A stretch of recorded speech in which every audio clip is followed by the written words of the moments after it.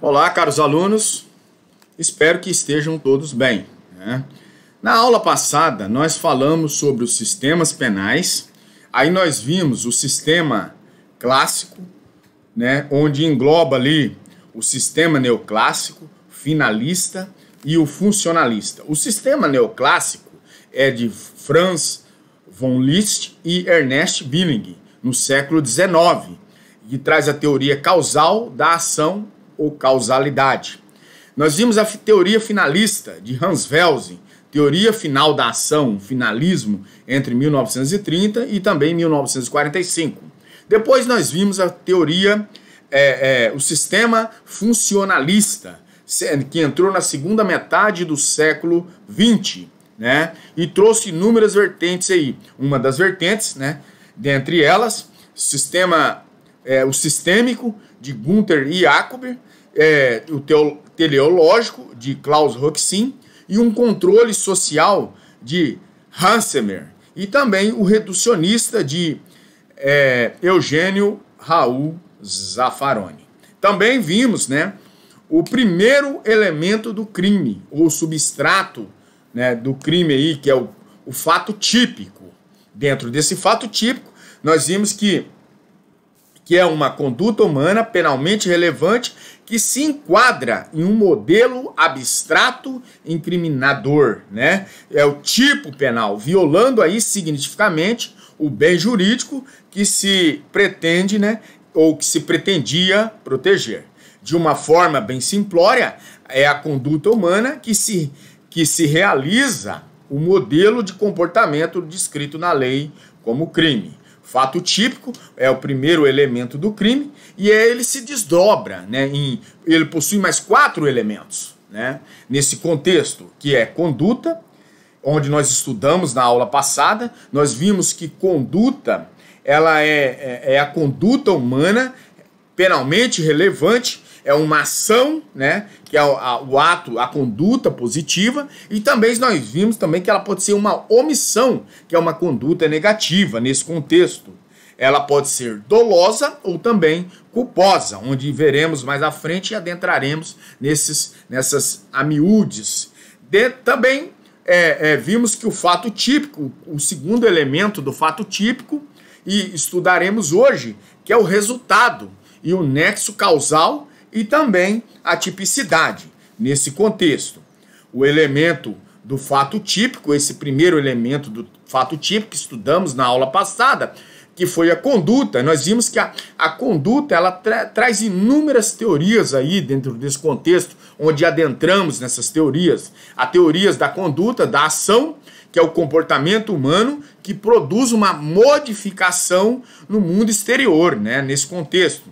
Nós vimos a teoria final da ação, esse finalismo é uma conduta humana dirigida a um fim, né, com dolo e culpa, e integram aí a conduta humana nesse contexto, para aludir uma ação automaticamente nesse contexto. A teoria cibernética, também vimos a teoria social da ação, que é a conduta, é o comportamento humano com transcendência social. Nós vimos também a teoria penal da ação, que ela vai falar que a ação é a conduta, a manifestação dessa personalidade, né, na teoria pessoal da ação. Nós vimos também a teoria negativa da ação, que é a ação evitável, a não evitação do resultado na posição do garantidor. Também vimos a teoria comunicativa, né,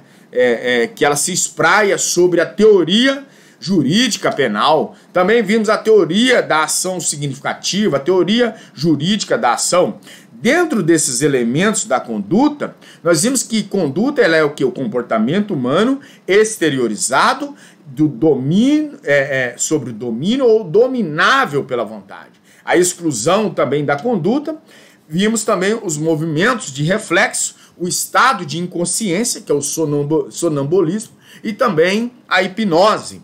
Dentro dessa questão, né, da exclusão, nós vimos que a coação, né, a coação força física irresistível, que é um empurrão, também vimos o caso fortuito e de força maior. Dentro desse contexto, nós vamos diferenciar aqui, para vocês não confundam, para que vocês não confundam, coação moral irresistível, que é a exclusão da culpabilidade, não é o elemento do nosso estudo hoje, mas é a coação força física, que é aquele tal do empurrão.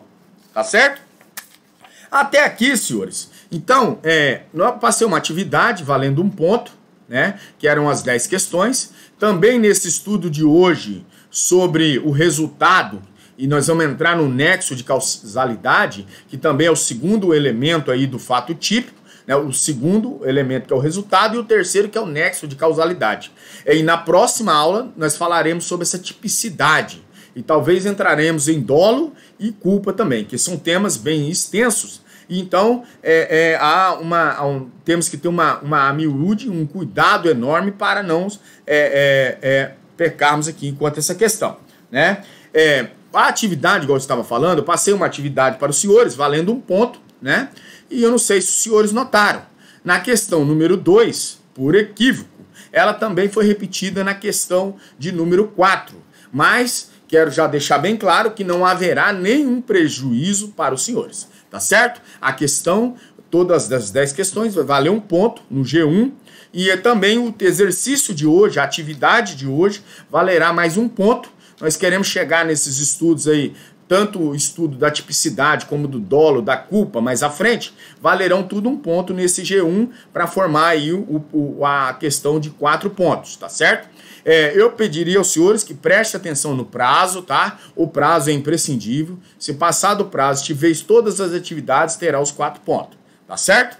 Pessoal, sem nenhum dos pormenores, por mais que sejam eles relevantes, nós já passaremos, né, ao estudo de hoje, que é o resultado. E o resultado, ele pode ser classificado em 2 situações, que é o resultado jurídico normativo e o resultado naturalístico, que é aquela situação material. Estudaremos cada uma dessas hipóteses, né? Deixar bem claro. E aí, dentro desse contexto, nós vamos vendo que o resultado naturalístico material, sendo o primeiro deles, no âmbito do aspecto naturalístico, nós vamos entender que o resultado ele passa a ser o quê? A modificação do mundo exterior aqui. Decorrente de quê? Da conduta do agente, automaticamente, nesse contexto, né? Porque nós vamos observar, e automaticamente, né, que essa conduta humana é o efeito dela que vai fazer com que essa modificação. Em aulas anteriores, senhores, nós vimos aqui, né, nós vimos que não é possível falar em crime sem a conduta. Então, nesse contexto do resultado, e nós vamos entender e a trabalhar de uma forma mais pormenorizada no âmbito desse aspecto naturalístico. E aí nós vamos ver que a grande pergunta que surge aqui é quanto ao resultado. Se a questão cinge aí sobre essa perspectiva naturalística do resultado, nós podemos concluir, senhores, que nem todo crime a pressupõe nesse contexto.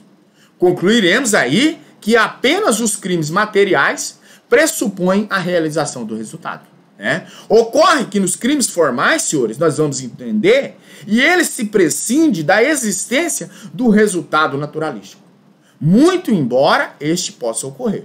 E, no entanto, nós só vamos entender que nos crimes de mera conduta, este resultado sequer ele passa a ser possível, como nós estudamos e vimos nas classificações dos crimes, tá certo? Em resumo, senhores, aqui eu já quero expressar que não há crime sem esse resultado naturalístico. Só haverá o resultado naturalístico nos crimes materiais consumados. Mesmo que nos crimes materiais não ocorre um resultado naturalístico, quando estes chegam a se consumar. Esses crimes, que é o caso dos crimes tentados. Assim, então nós vamos entender que não há que se falar no resultado naturalístico nas seguintes hipóteses. Quando, se alguém perguntar em uma prova, uma eventual prova de concurso ou prova da academia, da faculdade, os senhores vão... quais os crimes que não existe o resultado naturalístico? Né? É os crimes formais, os crimes de mera conduta e os crimes materiais, né? Aqueles que não são consumados. E os crimes omissivos. Então, senhores, dentro desse contexto, né? E aí nós vamos ver que ao estudarmos a estrutura do crime, esse estudo, essa miúde aqui, desse resultado naturalístico e esse resultado também jurídico, ele passa a ser de extrema importância, né? E aí, passando para o estado do resultado jurídico normativo, esse resultado jurídico é o quê? Né? Ele passa a ser o quê? É a lesão ou a expressão do perigo de um bem jurídico tutelado por essa norma penal, né? Sabemos que a finalidade do direito é o quê? É a de tutelar subsidiariamente bens jurídicos penais, né? Isso quer dizer o quê?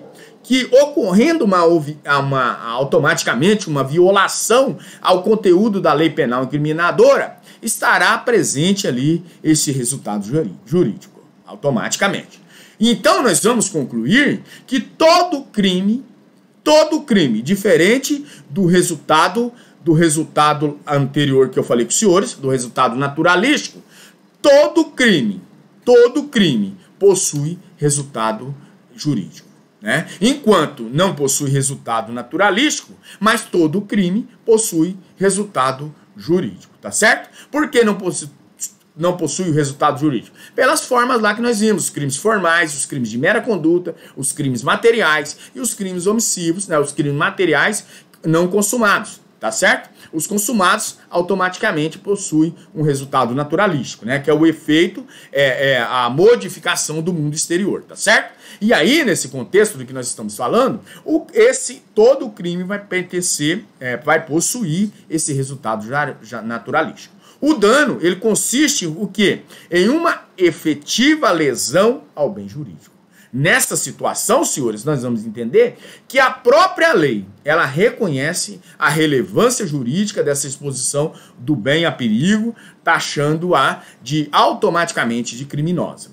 Existem crimes que eles lesionam mais de um bem jurídico, né? São os crimes que nós vimos na aula anterior, na classificação dos crimes, né? Por isso que é de extrema importância os crimes pluriofensivos. Exemplo, né, dessa categoria dos crimes pluriofensivos, nós vamos ver que é o crime de roubo, o artigo 157 do Código Penal, que lesiona tanto o patrimônio como a integridade física ou a psíquica da vítima, tá certo? Nesse contexto desses dois primeiros tópicos aí, resultado naturalístico, nós vimos que nem todos os crimes têm esse resultado naturalístico, e o resultado quanto ao quê? O outro resultado, esse resultado jurídico normativo, que todos os crimes possuem um resultado jurídico normativo, tá certo? Então, passando à frente, quanto à relação de causalidade, esse nexo causal, né? Porque o resultado, ele é bem curtinho, o tema. Já a relação de causalidade, esse nexo causal, é onde nós adentraremos hoje nessas amiúdes, né? E dentro das considerações iniciais, nós vamos ver que essa relação de causalidade ou nexo causal é o quê? É o vínculo que une a conduta ao resultado. É esse elo, né? Automaticamente ele passa a ter esse vínculo com a conduta aqui ao resultado. Embora essa expressão aqui causal seja bastante aceita na nossa doutrina, o artigo 1º do Código Penal, ele optou pela expressão relação de causalidade, tá certo? Então, de inteiro interesse, de suma importância, trazer essas ponderações. O estudo da relação de causalidade, ela aplica-se aos crimes materiais, como nós já dissemos. Apenas os crimes materiais, eles pressupõem a produção do resultado naturalístico, né? E aí, o estudo da relação de causalidade será pertinente, senhores, nos crimes omissivos impróprios, artigo 13, parágrafo 2º do Código Penal, né? Que pressupõe a existência do garantidor. O garante aí, que nós já até demos uma boa pincelada nele na aula anterior.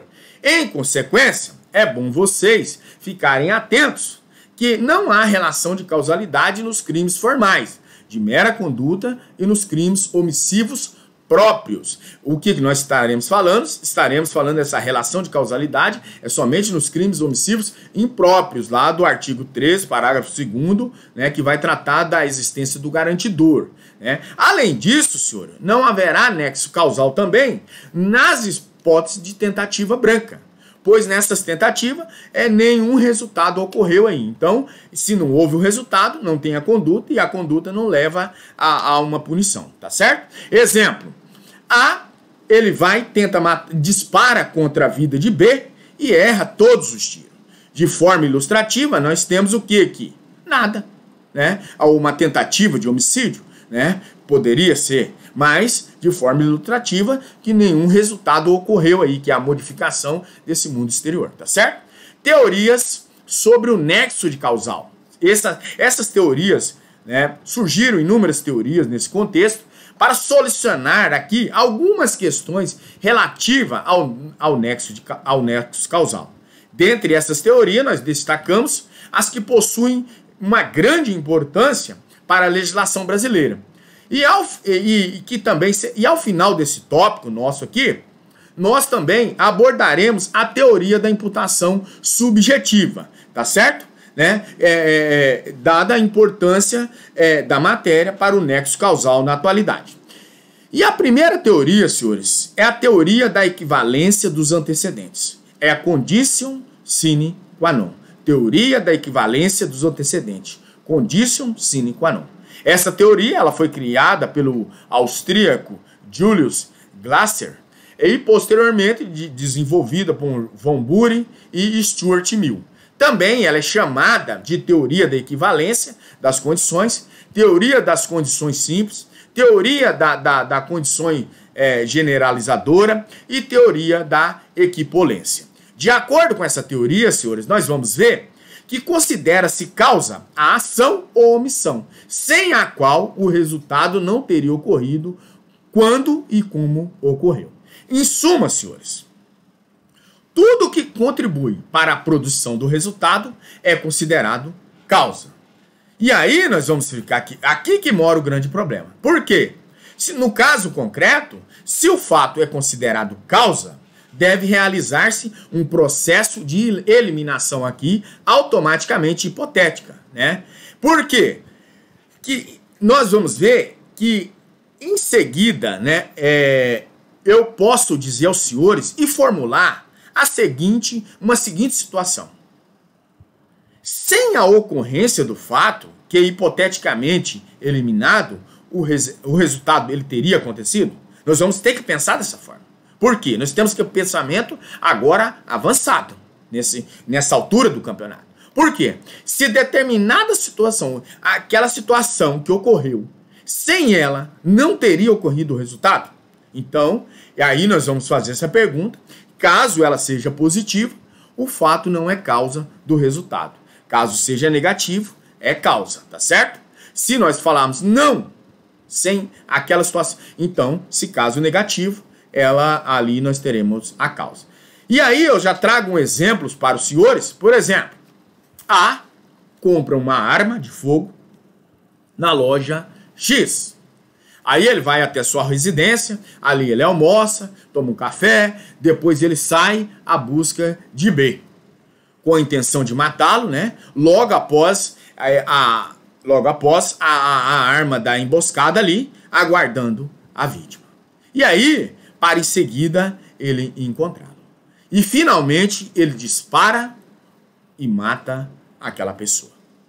Para saber o que é neste exemplo, nós devemos eliminar as seguintes situações hipotéticas aqui e perguntar se o resultado teria ocorrido quando e como assim nós teremos. Por exemplo, a seguinte hipótese: se A não houvesse comprado a arma, o resultado teria ocorrido quando e como ocorreu? Não, né? Automaticamente. Então a compra da arma, ela passa a ser causa do crime. E aí na segunda hipótese, né? Se A não houvesse almoçado, o resultado teria ocorrido quando e como ocorreu? Então o ato do almoço não é causa. né? Porque nós vamos responder sim nesse contexto. Se A não houvesse almoçado, o resultado teria ocorrido? Não. Sim, né? Nesse contexto de sim. Por quê? Quando e como ocorreu? Sim. Então o ato de almoçar não é causa do crime, tá certo?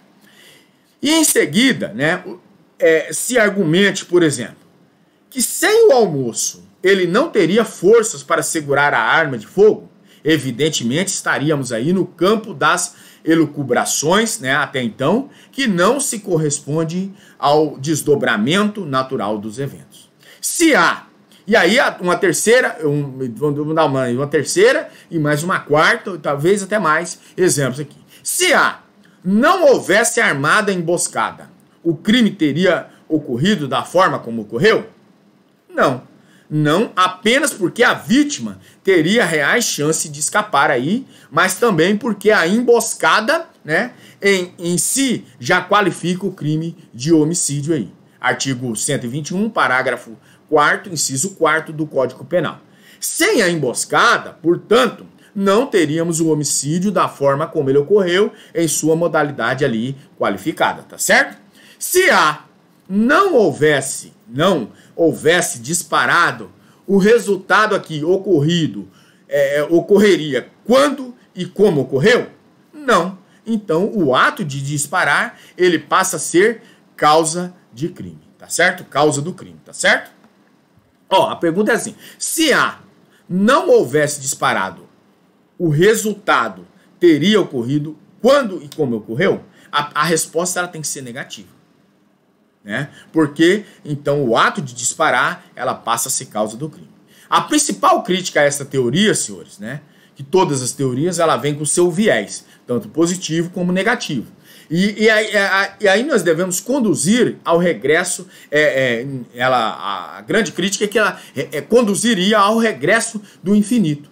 Se não houver um limite aqui a essa imputação do resultado, nós teríamos aqui situações esdrúxulas, em que o fabricante, né, e o vendedor da arma seriam automaticamente responsabilizados aí pelo homicídio. E não estivessem, se eles não tivessem fabricado e vendido a arma, a mãe do agente também, né, chegaríamos a essa situação, seria responsabilizado pelo homicídio, pois não tivesse dado à luz ao filho ali automaticamente. A teoria em estudo, ela passa, né, a ser aplicada, para que ela possa ser aplicada, nós necessitaremos de haver o quê? Um limite. E esse limite, ele encontra-se no elemento subjetivo, que é o dolo e a culpa, estudo das nossas próximas aulas. Então, dentro desse limite, é justamente por ausência do dolo e da culpa que a mãe do agente, o fabricante, o vendedor da arma, não pode responder por este crime. Já vimos aqui a ausência de dolo, já vimos também na aula anterior, né? E veremos mais aprofundado logo mais à frente, né? Que a ausência do dolo e da culpa, ela exclui a conduta humana. Sem a conduta, não há que se falar em crime, tá certo? Teoria da causalidade adequada ou proporcionada, elaborada pelo filósofo Johannes von Kierkegaard, né? A teoria da causalidade adequada ou proporcionada, ela define a causa como a condição necessária e o que? Adequada à produção do resultado. Atribuir o resultado ao agente é imprescindível que este tenha realizado uma atividade. Adequada, ela passa a ser a concretização desse resultado. Nas palavras de Paulo José da Costa Júnior, ele considera-se a conduta adequada quando é idônea ou gerar o quê? O evento. Onde se conclui aqui que a conduta adequada é aquilo que costuma acontecer, excluindo aí acontecimentos extraordinários, fortuitos, excepcionais e anormal. Exemplo de Billings, ele citado por Rogério Greco, ele diz que o seguinte, não haveria nexo causal entre acender uma lareira no inverno e o incêndio produzido pelas fagulhas carregadas pelo vento, tá certo? teoria acolhida pelo nosso Código Penal. A teoria acolhida pelo nosso Código Penal é a do artigo 13 do Código Penal, em seu caput ali, parágrafo 1º, que dispõe a relação de causalidade. Artigo 13 diz assim: o resultado de que depende a existência do crime somente é imputado a quem lhe deu causa. Considera-se causa, ação ou omissão, sem a qual o resultado jamais ou não teria ocorrido. Dentro desse contexto, nós passaremos a estudar a superveniência de causa independente. O parágrafo 1º ele diz assim, que a superveniência de causa relativamente independente exclui a imputação quando, por si só, produziu o resultado. Os fatos anteriores, entretanto, imputam-se a quem os praticou. Da leitura desse dispositivo, nós podemos extrair as seguintes conclusões. A teoria da equivalência dos antecedentes, ela foi acolhida pelo nosso Código Penal, né, como regra, o artigo 13 caput, infine aí do Código Penal. Todavia, excepcionalmente, acolhe-se também a teoria da causalidade adequada. Então, as duas teorias são automaticamente acessada por nós, adequada e introduzidas no nosso código, que é o artigo 13, parágrafo 1º do Código Penal, quando se tratar dessa causa relativamente independente, superveniente, conforme mencionaremos a seguir, tá certo? Espécies de causa. Como regra, imputa-se o resultado aqui ao agente, ainda que tenha ocorrido uma concausa. Vale dizer que, no contexto aqui do que nós estamos vendo, que é uma outra causa, né? E essa causa, senhores, ela pode ser pré-existente, concomitante ou superveniente, que cada uma aqui tenha influído na produção desse resultado. No Brasil, senhores, nós vamos entender que não se faz distinção de causa de concausa. E aqui será considerado de toda forma causa, né? Será considerado causa e dessa forma nós podemos falar em concausa ou simplesmente causas pré-existentes, concomitantes ou supervenientes. Causas, né, nesse contexto, tá certo?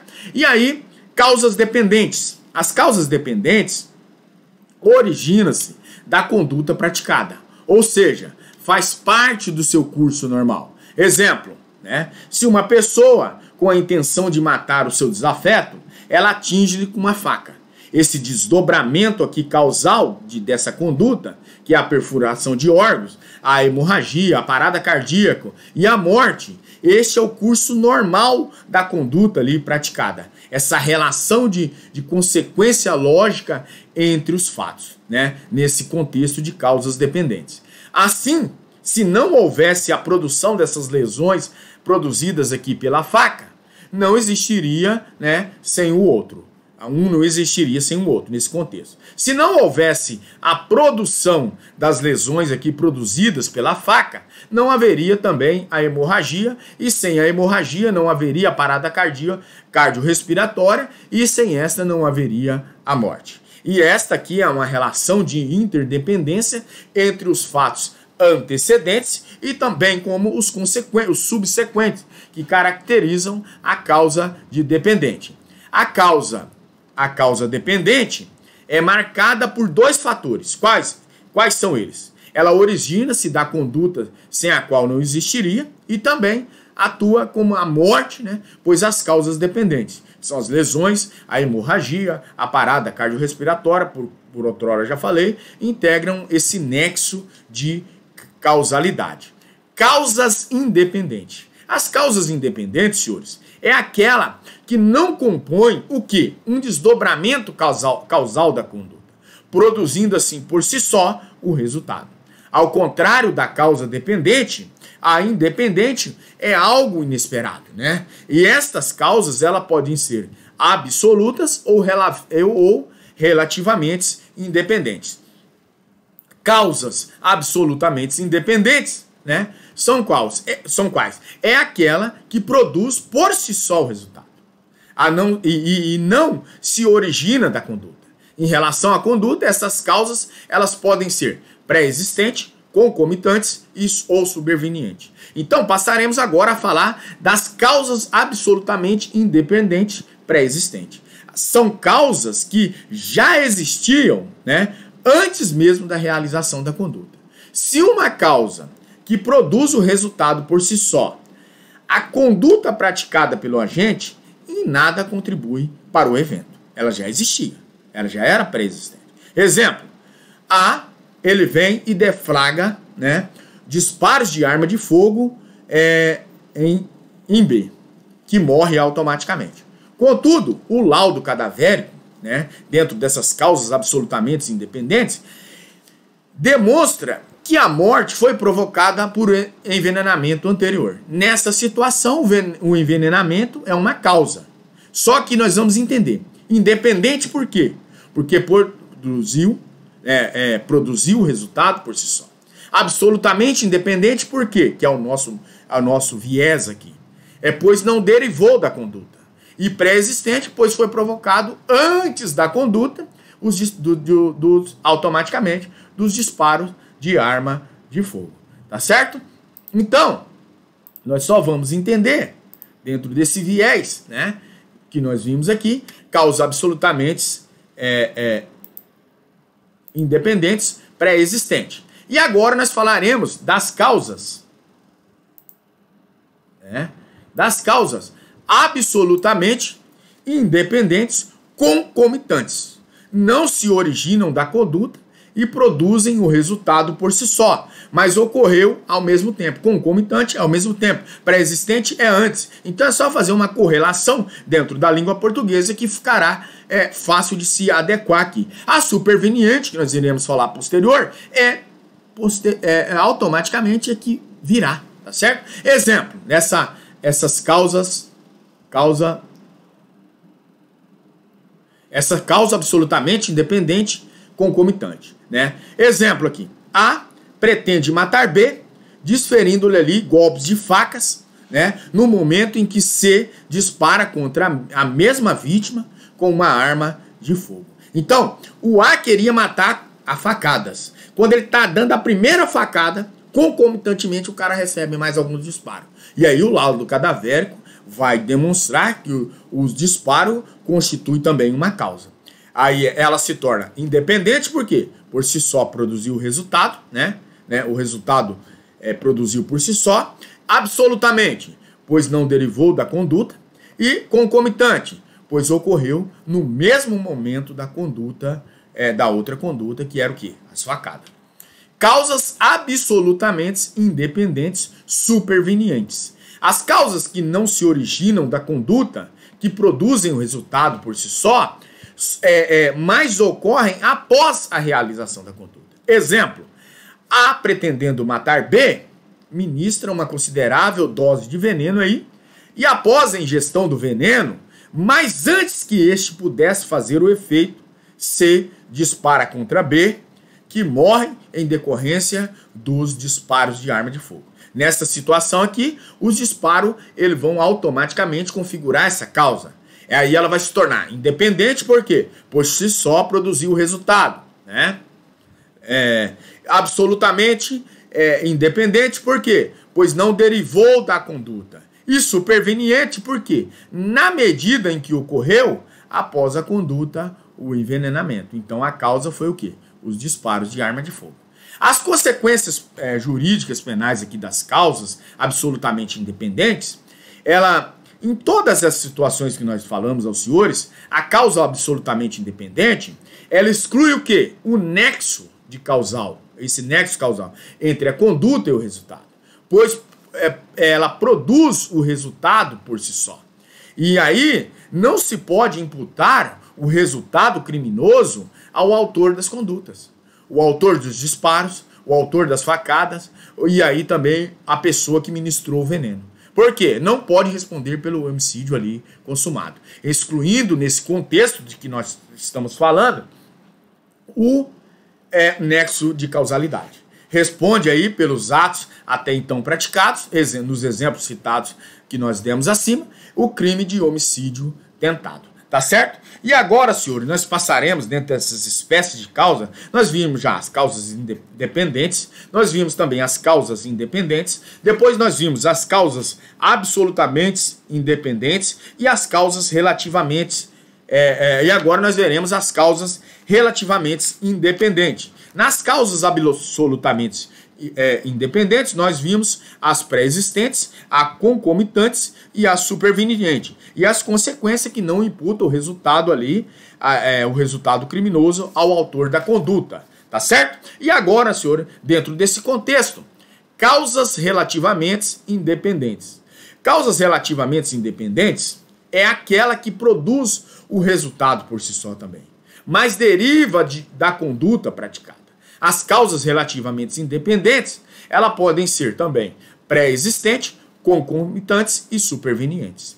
Causas relativamente independentes, pré-existentes, são as causas que se originam da conduta e ocorrem antes dela. Exemplo, para ficar mais claro, né? A agride B com uma facada, com uma faca, né? Aliás, provocando-lhe ali uma lesão superficial. Ocorre que B, ao receber aquela facada, o cara é hemofílico. E aí, em razão desta peculiar situação, essa pequena lesão, ela provoca-lhe a morte. Nessa situação, a causa aqui é o quê? É a homofilia. Por quê? Ela produziu por si só o resultado. Pois não haveria o resultado letal se essa pessoa não fosse hemofílica, né? Não tivesse hemofilia. E aí ocorre que o resultado ele deriva da conduta praticada, muito embora esta não fosse por si só para produzi-lo suficiente, né? Não fosse por si só suficiente para produzi-lo ali o resultado. Causas relativamente independentes concomitantes. As causas relativamente independentes concomitantes, né, são causas que originam da conduta e ocorrem ao tempo dela. Exemplo, A atira em B, que é um cara cardíaco, que falece em decorrência da parada cardiorrespiratória provocada ali pelo susto do disparo, né? A causa ela se torna sendo o quê? O susto e produziu o resultado que derivou da conduta ali. Houve o disparo e não haveria, houve o disparo e aí automaticamente houve o susto. E ocorreu ao mesmo tempo em que esta ocorreu anteriormente. As causas relativamente independentes supervenientes, né, são causas que originam da conduta e produzem o resultado por si só. Ocorrem posteriormente a essa situação. Na obra de Nelson Hungria, nós vamos ver que ele traz um exemplo clássico lá das provas, até de concurso de OAB. Tício fere mortalmente Mévio, mas este é recolhido a um hospital que vem a morrer pela ingestão, né, de uma substância tóxica, né, ao invés do medicamento prescrito, que ele ministra aí inadvertidamente, a enfermeira ministra uma substância tóxica. A causa seria o que, senhor? A ingestão tóxica que produziu o resultado por si só. Se não fosse a conduta de Tício, Mévio não estaria no hospital e ocorreu posteriormente a ela nesse contexto aqui. As consequências jurídicas penais das causas absolutamente independentes, elas são um pouquinho mais complicadas. Não nas pré-existentes nem nas concomitantes. Por quê? Nós vamos ver que ela é mais complicadinha lá na superveniente. Então, nesse contexto, as pré-existentes e concomitantes, o agente ele responde automaticamente ali ao resultado. Aplica-se aqui a teoria da equivalência, que é a teoria do nosso Código Penal, né? Nós vimos também que essa teoria, além dessa teoria, nós temos também a teoria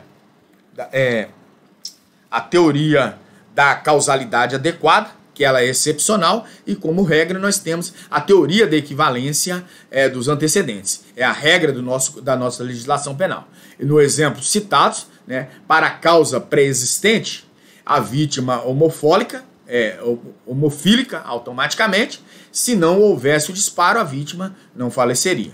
No exemplo citado, para a causa concomitante, a vítima cardíaca que morre aí em virtude do susto, se não houvesse o disparo, a vítima não teria a parada cardiorrespiratória. Presente o elemento aqui, nós vamos ver que está presente o elemento subjetivo dos agentes. No caso, o dolo. Devem responder pelo crime aí em comento, tá certo? Já nas causas, que eu falei para os senhores, nas causas relativamente independentes supervenientes, é aqui que mora o grande problema. Porque ela vai trazer duas vertentes. A primeira delas, que não produziu o resultado por si só, e a que produziu o resultado a que não produziu o resultado por si só, e a que produziu o resultado por si só. Nessa que não produziu o resultado por si só, não temos maiores ponderações. Já na que produziu o resultado por si só, que é a grande problemática que nós estaremos falando com os senhores. Aqui nós vamos ver, senhores, na que não produziu o resultado por si só, o agente também responderá pelo resultado. Aplica-se a regra aqui do artigo 13, caput, do Código Penal, que é a incidência da teoria da equivalência dos antecedentes. A que produziu o resultado por si só, a questão ela foi tratada expressamente lá no artigo 13, parágrafo 1º, que diz o seguinte: a superveniência de causa relativamente independente exclui a imputação quando, por si só, produziu o resultado. Os fatos anteriores, entretanto, imputam-se a quem lhe o praticou. O Código Penal, ele acolheu a teoria da causalidade adequada, né? Abandonando excepcionalmente aqui a teoria da equivalência dos antecedentes, no parágrafo 1º, lembrando, tá? Porque no caput é que teoria da equivalência dos antecedentes. Essa teoria da causalidade adequada é aderida pelo nosso Código Penal no parágrafo 1º. Se aqui nós vamos entender, se fosse acolhida a teoria da equivalência dos antecedentes, neste particular, o nexo de causalidade seria mantido. Então, como não aderiu, assim por força dessa expressão do disposto legal, nas hipóteses aqui que eu estou dizendo para os senhores, de causa relativamente independente superveniente, haverá o rompimento do nexo causal, pois a conduta aqui não é idônea à produção do resultado, tá certo? Um outro exemplo que eu trago para os senhores é de causa relativamente independente, superveniente, que vai facilitar aqui a nossa elucidação desse tema. A tenha disparado contra B, este é levado ao hospital e no caminho a ambulância em que estava se envolve em um acidente, B, e morre, né? B vem a falecer. É um exemplo clássico. O laudo cadavérico aqui, ele compara que a morte, né? Ele vai comprovar, né, que a morte ocorreu em decorrência de quê? Em decorrência de um traumatismo craniano aí, produzido por ocasião do acidente. Trata-se de uma causa relativamente independente, né? Porque B, se não houvesse levado os tiros, não estaria na ambulância. Superveniente porque o acidente ocorreu após a conduta de quem? De A disparar contra B. E por si só produziu o resultado. Consta do laudo cadavérico, no nosso exemplo, a morte da vítima aqui automática, né? Que se deu exclusivamente em virtude de quê, senhores? Do choque produzido no acidente de trânsito. Nessa situação, aplica-se a regra do artigo 13, parágrafo 1º do Código Penal, afastando o nexo causal aqui, e A só responderá pelos atos até então praticados. Agora, senhores, eu quero alterar o exemplo, né? Por quê? Imaginemos que após haver sofrido os disparos e ser colocado na ambulância, né, B, ele morre em virtude de não ter recebido o atendimento médico adequado aqui, pois o trânsito, né, estava caótico e impediu de chegar ao hospital. Essa causa do tráfego aqui intenso não provocou o resultado por si só, razão pela qual não haverá a exclusão do nexo causal. A responderá pelo crime de homicídio consumado, tá certo? Nesse contexto aí. Por que o tráfico, ele o resultado não modificou? Então, o A, que efetuou o disparo, vai responder pelo crime de homicídio consumado.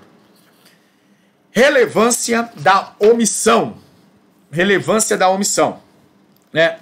Ela é trazida pelo nosso código no artigo 13, parágrafo 2º do Código Penal. E ela faz que a omissão é penalmente relevante quando o omitente devia e podia agir para evitar o resultado. Trata-se aqui dos crimes omissivos impróprios, né? Porque os comissivos, os omissivos e os comissivos por omissão, que são aqueles crimes que o tipo prevê uma ação, nós vimos lá na classificação dos crimes. Por isso a importância daquela aula, ela deve ser tratada com a sua miúde, com os devidos cuidados, porque ela traz essa ponderação. Então nós vamos dizer que esses crimes são aqueles que prevê uma ação. Né? Esses crimes comissivos, os omissivos ou comissivos por omissão, são aqueles que prevê uma ação.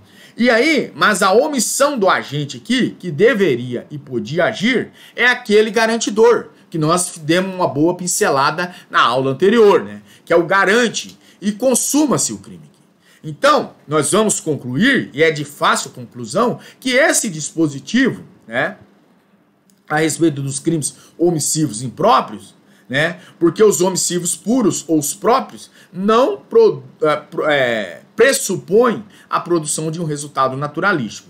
Então, não há que se falar de nexo causal, tá certo? A natureza jurídica da omissão própria, porque o crime omissivo próprio é aquele praticado mediante o quê? Uma omissão, ou seja, uma conduta humana negativa, um deixar de agir, uma inação nessa questão. O exemplo mais célebre que eu trago para os senhores é a omissão de socorro, do Código Penal, artigo 135.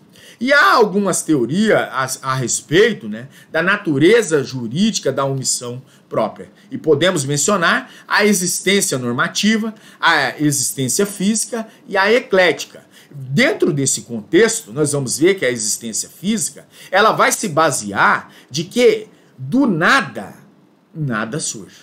E a omissão não teria existência no mundo naturalístico.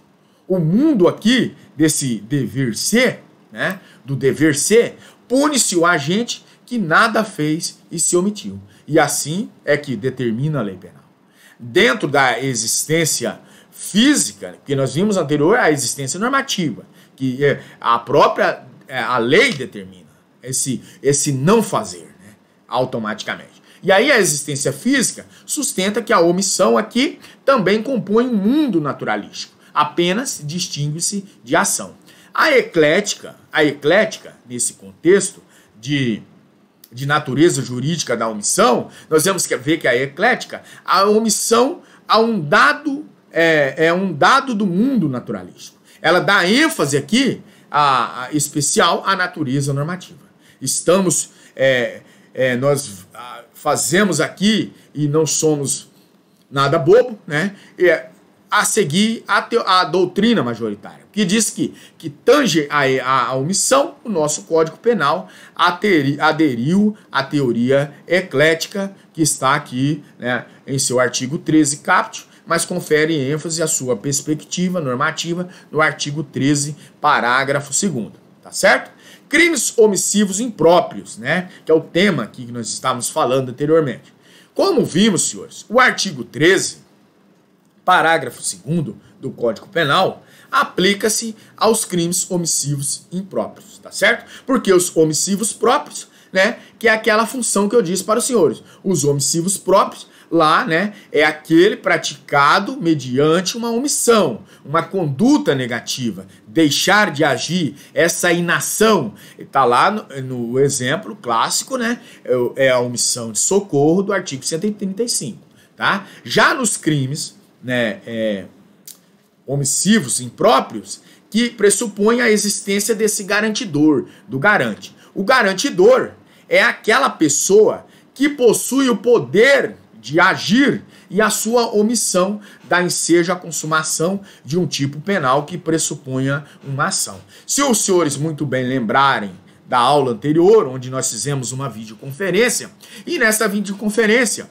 o João Evangelista frisou muito bem esse tema, que ele até disse, respondendo a uma pergunta me esqueci o nome dele agora, de um outro aluno, ele respondeu que a pessoa tem esse poder, né, e dever de agir. Então, um exemplo aqui que eu trago para os senhores é o seguinte: um exímio nadador está na praia lá e vê B se afogar até a morte, sem adotar aqui qualquer atitude.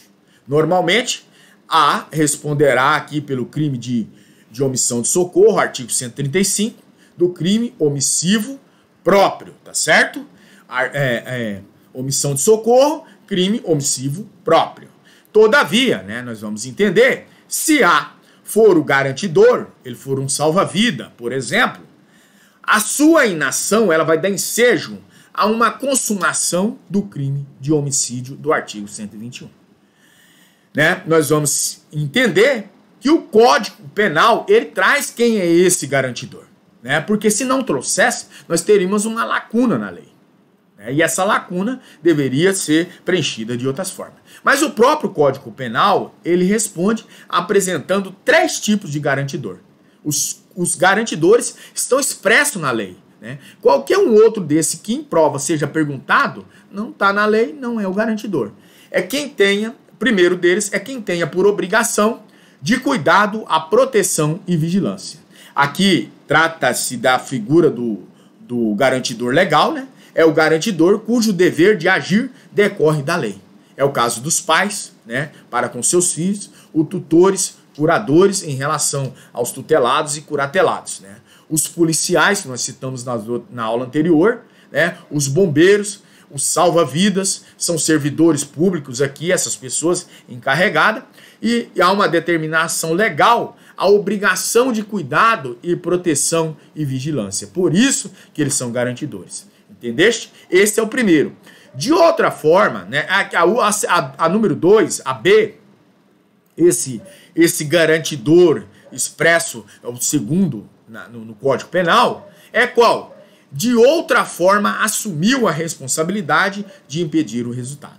Se a primeira hipótese é de um garantidor que diz respeito da obrigação legal, nessa segunda vertente nós vamos ver se a responsabilidade é relativa a negócios jurídicos. Né? E aí os senhores estariam já se desinquietos nas suas cadeiras, se perguntando, se é que os policiais são os garantidores legais, ao mesmo tempo não pode se dizer de um segurança contratado. Né?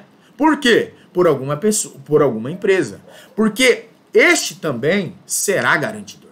Né? E onde muitos não sabem. Nós temos visto escolas de bombeiros, escola para seguranças, e as pessoas não sabem. E ele é um garantidor. Mas por força dessa hipótese aqui, em estudo, na medida em que ele assumiu a responsabilidade de impedir um resultado. Ou de uma outra forma, mediante um contrato aqui, né, pode fazer menção à afirmação ao instrutor de autoescola também, ao instrutor de paraquedismo e também a babá e outros aí por diante, tá certo? É o caso onde a Marluce Brilhantes falou da senhorinha, né, que assumiu lá de cuidar do filho, parece da empregada. Ela se tornou um garante ali, nesse contexto. Foi um contrato ali, eu perguntaria, se estivéssemos em sala de aula, foi um contrato o quê? Foi um contrato verbal entre elas, um contrato tácito, onde ela assumiu a responsabilidade, tá certo? E a terceira hipótese é qual? Com o seu comportamento anterior, ele criou o risco à ocorrência do resultado. Nós temos muito visto essa situação nesses resorts por aí afora, né? Porque qual é a situação? A situação é quando o agente ele se torna garantidor em virtude de uma ação anterior, que gerou o risco de provocação do resultado. E que ação que é essa? O exemplo ele vai nos aclarar, vai nos elucidar da seguinte forma: o sujeito que atira alguém na piscina, mesmo sabendo que esta pessoa não sabe nadar. Como ele decorreu o risco ali de ocorrência desse resultado, né, ele acaba se tornando o garantidor. Eu vou lá, né, em um tom de brincadeira, pego uma criança que está por ali, de 12 para 13, 14 anos, e joga aquela criança na piscina. E saio de perto, a criança se afoga, morre, e a responsabilidade, eu sou um garantidor. Então, e aí eu responderei pelo crime de homicídio, tá certo? No Brasil, só existem esses 3 tipos de garantidores, fornecido aqui pela nossa legislação penal, que ela é taxativa, números clausos, tá certo? Não abre vertente para outras, tá certo? Então, cumpre-nos salientar que, obedecido esses requisitos legais aqui, o garantidor, com a sua omissão, ele pode praticar qualquer tipo de crime. o policial que assiste impassivelmente, lá tranquilo, a prática de um estupro, artigo 213 do Código Penal, quando podia evitá-lo, ele responde por estupro. E de igual sorte, se presencia um roubo, artigo 157, ou um furto do artigo 155, não evita o resultado, podendo fazê-lo, responderá como se tivesse produzido. Senhores, eu trago como exemplo aqui para os senhores um caso verídico que ocorreu inclusive na minha família. Não está mais sob júdice, né, que as pessoas que estavam envolvidas nessa situação morreram. Por exemplo, nós estamos numa patrulha, esse caso que eu estou falando é do meu tio. Eles estavam em 3 pessoas numa viatura. Ele era um motorista e mais os 2 patrulheiros ali junto na diligência. Ele subiu em um apartamento, um dos PMs, né, tinha rixa com um morador daquele apartamento, né, tinha uma celeuma para resolver, e entrou em luta corporal e espancou o cara dentro da residência. Tá? Né? Pasmem, né, porque em frente da residência morava uma juíza. Essa juíza, né, fez ali as ponderações dela, alegando que tinha ocorrido ali fugiu agora o nome, né? Tinha ocorrido uma tortura. E aí, naquele contexto, tanto o meu tio foi punido por tortura, respondeu o processo criminal como tortura e foi excluído da polícia militar, porque e ele ficou na viatura embaixo, ele nem subiu no apartamento, mas como ele estava ali como protetor da sociedade, nesse contexto que eu falei para os senhores, né? Então, ele era o garantidor e ele tinha a obrigação e o cuidado de proteção e de vigilância. Então, esse é o grande problema de, às vezes, você falar que não deu o ar da graça, fez vista grossa, não viu aquela situação. Então, né, nesse contexto, aqui do que nós falamos, se ele presencia um estupro, ele será o estuprador, ele vai responder por estupro. Se ele presencia um roubo, e nada fez, ele vai responder também por crime de roubo e também ali do furto. Mas cabe aqui chamar a atenção para os senhores, a imputação da responsabilidade penal ao garantidor, ela ocorre na hipótese em que este podia agir, né? E aqui essa frasezinha é o que é o grande vilão aqui. Por quê? O Estado, né, não pode exigir atitudes heróicas aqui. Se o policial passa por uma agência bancária que está ali sendo roubada ali por 15 homens fortemente armados ali, resta-lhe informar o fato e solicitar apoio policial. Não vai querer dar um de herói, porque senão é caixão e vela preta, né? Tá certo? O mesmo raciocínio pode e deve aqui ser empregado em relação aos pais que presenciam automaticamente o afogamento do filho aí, sem poderem ingressar no mar por não saberem nadar. Então, essas duas questões, né, que deve ser muito bem salientada. No exemplo anterior que eu falei do meu tio, ele respondeu também porque ele disse que o processo nunca ia dar nada. Né? Não vai dar nada, não vai dar nada, não vai dar nada, e chegou exclusão da Polícia Militar. E ele era sargento da Polícia Militar, foi excluído, sem remuneração, sem nada, né? Mas depois ele veio a falecer também e, de todo jeito, ia sair da pena. Tá bom? Beleza? Então, vamos em frente. Teoria da imputação objetiva, né? Esse é um tema muito, muito importante, senhores, pelo seguinte fato. Essa teoria da imputação objetiva, ela remonta à obra de Larenz, né, de 1927, e também de Honig, de 1930. Encontrado aí em Klaus Roxin, né, e Jacober, os seus maiores defensores da atualidade, essa teoria da imputação objetiva, né, ela surge com a pretensão de constituir automaticamente mais um limite à teoria da equivalência dos antecedentes, sem dela abdicar. Então, nós vimos que essa teoria da equivalência dos antecedentes, ela é a teoria aderida pelo nosso código. E com exceção, né, a teoria da causalidade adequada, né, é a segunda teoria, tá certo? Então, cabe salientar e ressaltar para os senhores que a imputação objetiva, ela não possui né? Nós vimos essa imputação, não sei se os senhores vão lembrar, a imputação objetiva lá no G1, onde a Marlene várias vezes frisou esse conteúdo, né? Ela perguntava dessa imputação objetiva. E aqui eu quero trazer uma grande, né? Uma grande vertente, não, eu até falei errado, da responsabilidade objetiva, tá? E a diferenciação aqui, porque ela vai ser de extrema para nós. Por quê? Né? Nesse contexto. Que a imputação objetiva, ela não possui qualquer relação com a responsabilidade objetiva. Sempre perguntado pela Marlene, eu não sei se os senhores vão lembrar, lá no primeiro semestre, no Direito Penal 2, tá certo? No Direito Penal 1, tá? A Marlene sempre fala, essa responsabilidade objetiva, ela não existe. A responsabilidade não é objetiva.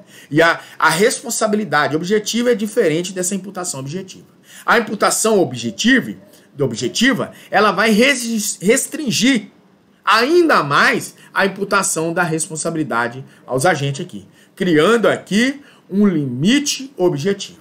A teoria da imputação objetiva, né, diferentemente da responsabilidade objetiva, ela vai valorar o quê? A natureza jurídica normativa. A imputação objetiva, ela vem para valorar a natureza jurídica normativa. E nesse contexto, a teoria da imputação objetiva, ela cria mais critérios para que se possa imputar a responsabilidade ao agente. Sendo até dizer que a teoria da não imputação do que uma teoria da imputação. Essa teoria da imputação objetiva, ela não pretende o quê? Sobrepujar a teoria da equivalência dos antecedentes, mas sim o quê? Complementá-la, senhores. E a teoria da imputação objetiva, ela, portanto, é a atribuição do resultado ao agente. Ela vai depender de 3 situações, que é o quê? Equivalência dos antecedentes, que é a causalidade material, e também ela vai depender da imputação objetiva, causalidade normativa, também do dolo e da culpa, que é a causalidade psíquica. O dolo e culpa nós é objeto do nosso estudo, né, quando nós terminarmos a tipicidade e passarmos para dolo e culpa. É um tema bem extenso, né, exaustivo, e eu quero de vocês força e garra para nós terminarmos esse semestre com louvor, tá certo? Louvor e glória, tá? O cabimento da teoria da imputação objetiva, né, ela não se aplica a todos os crimes. Ela adstringe a sua aplicação, adstringe apenas aos crimes materiais. Evidente que nos crimes formais aí, né, e de mera conduta, a consumação, ela independe de produção do resultado naturalístico. Então, é por isso que eu friso novamente a importância da classificação dos crimes. É bom dar uma pincelada sempre nesse contexto, porque ela vai estar sempre refletindo lá no passado, tá certo? E isso é a importância de estudar, né, a classificação dos crimes lá formais, de mera conduta, os crimes materiais, né? Os crimes formais de mera conduta, ele tem a consumação, ela independe da produção do resultado, né? Do resultado naturalístico. Os crimes materiais dependem do resultado naturalístico, que é a modificação do mundo exterior, tá certo? A imputação e a ideia do risco proibido. Aqui, para que se possa imputar o resultado ao agente, é necessário a conduta, ela cria um risco não permitido, primeiro deles. O risco se realiza também no resultado concreto, e este resultado, ele se encontre dentro do alcance do tipo. O ponto central da teoria, ela reside na ideia do risco não permitido. E um dos requisitos para a imputação objetiva, primeiro deles, né, e bem extenso, e nós vamos ter 3, tá? Vindo de trás para frente, nós vamos falar o resultado se encontra dentro do alcance do tipo, e nós vamos falar também o resultado não permitido se realiza no resultado, né? O risco não permitido se realiza no resultado, e o outro deles que nós entraremos agora já falando é a conduta cria ou incrementa um risco não permitido. A teoria da imputação objetiva, senhores, a atribuição do resultado aqui ao agente pressupõe uma criteriosa análise, né, de um risco ocasionado pela sua conduta, a lesão aos bens jurídicos que a norma penal pretende tutelar. Para aferir este risco proibido, né, nas palavras de Luiz Greco, ele diz o seguinte: seria necessário uma prognose póstuma objetiva, que é o quê? É o juízo automaticamente. Esse juízo ele será feito pelo julgador após o fato. Por isso que é uma prognose póstuma objetiva. E essa prognose ela vai levar ao que? Leva em consideração dados conhecidos. Por exemplo, um homem prudente, cauteloso, ao círculo social em que ele está inserido automaticamente, né? O exemplo clássico aqui, A deflagra disparos em B, né, levando à morte intencionalmente C, operário da indústria de armamento aqui, havia produzido essa arma, né? C automaticamente produziu aquela arma. E aí, de acordo com a teoria da equivalência dos antecedentes, que nós já estudamos, diríamos que C, ele deu causa ao resultado aqui, mas não será responsabilizado por ter agido, não ter agido aí com dolo e nem culpa. De acordo com essa teoria da imputação objetiva, não precisamos aqui recorrer ao elemento subjetivo dolo e culpa, para afastar o quê? Essa responsabilidade de si. Ele não será responsabilizado aqui por não ter praticado uma conduta que tenha criado aqui ou incremento um risco aqui proibido pelo direito. O risco produzido por C, portanto, ele é permitido pelo direito penal. Klaus Roquessin, ele cita outro exemplo, ele fala que A atira uma pedra contra B, objetivando aqui atingir a cabeça, mas C investe contra a pedra lançada, né, desviando-se o seu curso ali automático, e atinge não a cabeça, mas o pé. Aí C, ele contribuiu para diminuir o risco não permitido. E por isso, não se lhe poderia imputar o resultado de lesões corporais. Sobressai, então, a importância ao princípio da confiança, consubstanciado aqui na de que se deve esperar dos outros o comportamento aí responsável e obediências às normas, né, de conduta social, evitando assim danos a terceiros. E aí nós vamos entender, senhores, que é o homem médio. Se presume que o homem médio não cometerá esses danos e nem prejuízos a terceiro. Exclui a ideia do risco proibido o quê? A autolocação da vítima em situação de perigo. Se a vítima se coloca em perigo, automaticamente vai se excluir essa imputação objetiva da pessoa que seria inserida. Nesse contexto, contribuições socialmente neutras não vai influenciar, né? Exclui a ideia desse risco permitido. E aí também o comportamento aceitos, adequados, também exclui a proibição de regresso, tá certo? Né? Se proíbe que a pessoa entre contra outra pessoa, se dentro desse contexto aqui, porque exclui a ideia desse risco permitido. Aí, a segunda vertente, dentro desses requisitos, é o risco não permitido se realiza no resultado. Sob o ponto de vista da teoria da imputação objetiva, o resultado é uma consequência de tal risco.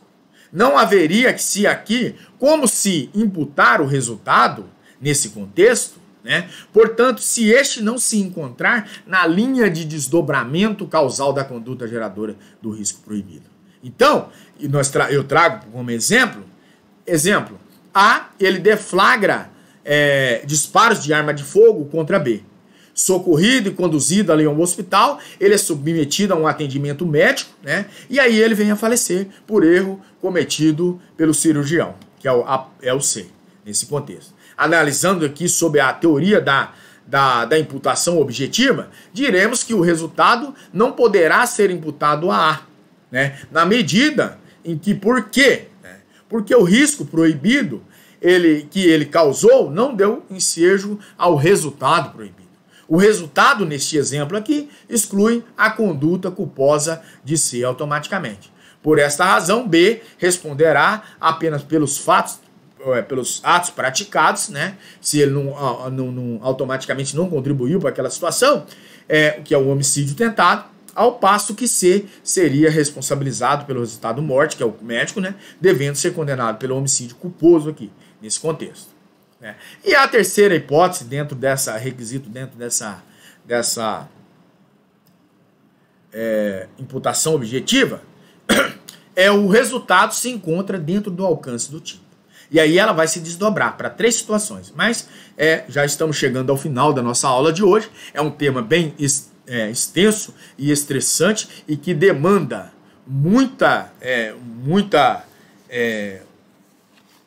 posso dizer assim, esforço do aluno, que é um tema bem complicado, tá? É um tema que ele não para por aqui, até que nós veremos os outros temas que vão fazer correlação com esse assunto. Mas o resultado, ele se encontra dentro do alcance do tipo, que é o terceiro requisito da imputação. E aí, aqui o resultado se encontra dentro do alcance do tipo. Aqui é o quê? É o raio de proteção da norma penal. Por quê? São situações nas quais o resultado não se encontra abrangido pelo tipo penal. Por exemplo, a autolocação em perigo doloso. Por exemplo, A e B decidem participar de um racha. Né? A, por culpa exclusiva, perde o controle assim da sua direção e choca o seu veículo em um poste e morre. Então, essa autocolocação em perigo doloso não vai haver o resultado se encontra dentro do alcance do tipo. Ele vai automaticamente nesse contexto aí, vai se enquadrar nesse contexto. A heterolocação em perigo livremente aceita. Exemplo aqui. A, portador do vírus HIV, mantém relação sexual com B, que conhece e aceita essa situação. Então, essa heterocolocação em perigo livremente aceita, se enquadra no resultado, né?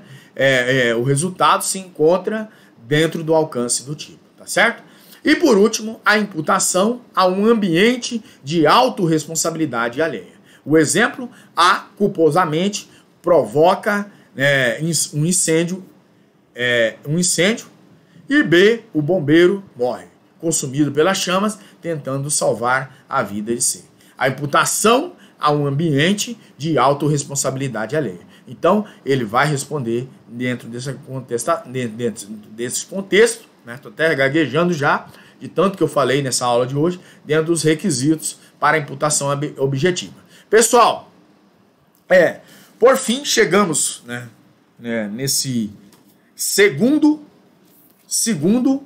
e terceiro elemento, né, do fato típico. Primeiro deles, que nós vimos, conduta. Né? Hoje nós vimos o resultado e também nós vimos o resultado e o nexo de causalidade. O resultado por si só, por um tema bem curtinho, já o nexo de causalidade bem extenso. Na próxima aula, nós iniciaremos esse quarto elemento do fato típico, né? Que é conduta, resultado, nexo causal. Nós já vimos conduta, resultado e nexo causal. Já vimos. Agora, na próxima aula, nós veremos a tipicidade, tá certo? Pessoal, dentro desse contexto, nós estaremos na nossa aula por videoconferência, né? Logo mais à noite, tirando eventuais dúvidas aí que os senhores ficaram. Eu tenho certeza que não serão poucas. Nós vimos que o resultado ele vai ter duas vertentes, que é o jurídico normativo e o naturalístico. O jurídico por si só é a lesão ou a exposição a perigo a um bem jurídico tutelado pela norma penal. Nós vimos o resultado naturalístico, que é a modificação do mundo exterior decorrente da conduta do agente. E aí nós vimos que todo crime tem um resultado naturalístico, automaticamente, né? Aí nós vimos a relação de causalidade, ou nexo causal, que é o terceiro elemento do fato típico, estou sempre frisando, que é o vínculo que une a conduta ao resultado.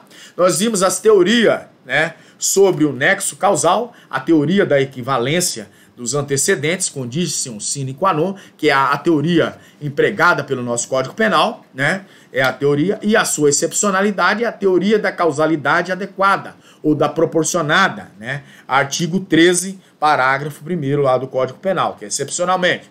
A teoria acolhida pelo nosso Código Penal é a teoria do artigo 13, né, do Código Penal, e parágrafo 1º, nesses dois contextos da equivalência e da teoria da causalidade adequada. Nós vimos as espécies de causas, né? Causas dependentes, causas independentes, causas absolutamente independentes, que são as pré-existentes, as concomitantes e as supervenientes. Daí nós vimos as causas relativamente independentes, né? Que são as pré-existentes, as concomitantes e as supervenientes, né? Nós vimos que as pré-existentes é provocada antes da conduta, as concomitantes ao mesmo tempo e a superveniente após a conduta, né? Dentro desse contorno, dentro desse contexto, né? Absolutamente. Então, ela vai dizer que por si só produz o resultado e não se origina da conduta.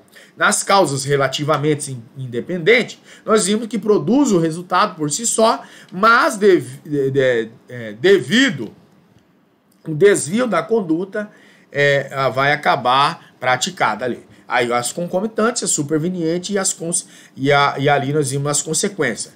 Nas causas absolutamente independentes, as consequências são quais? Não imputar o resultado criminoso ao autor da conduta. Então essa é a grande importância. A grande chave, tá? E já nas causas relativamente independentes, né, nós vamos ver que elas, a consequência, elas traz na preexistência e na concomitante, responde pelo resultado. E na superveniente, ela vai se destrinchar que não produziu o resultado por si só e que produziu o resultado por si só. A relevância, também vimos a relevância da omissão, trazida pelo artigo 13, parágrafo 2º do Código Penal, que trata dos crimes omissivos impróprios, né, onde a omissão do agente que devia e podia agir, que é o garantidor. A natureza jurídica da omissão própria, né, nós vimos a teoria da existência negativa, a teoria da existência física e a teoria eclética, adotada pelo Código Penal. E o crime omissivo próprio é aquele praticado mediante a omissão. A omissão, artigo 135, omissão de socorro. Conduta negativa, né, automaticamente aí deixar de fazer. Tá certo, pessoal? Na próxima aula nós estaremos esmiuçando sobre o fato típico. Eu aguardo os senhores, tenham todos uma boa aula e bons estudos aí, tá certo? Até mais!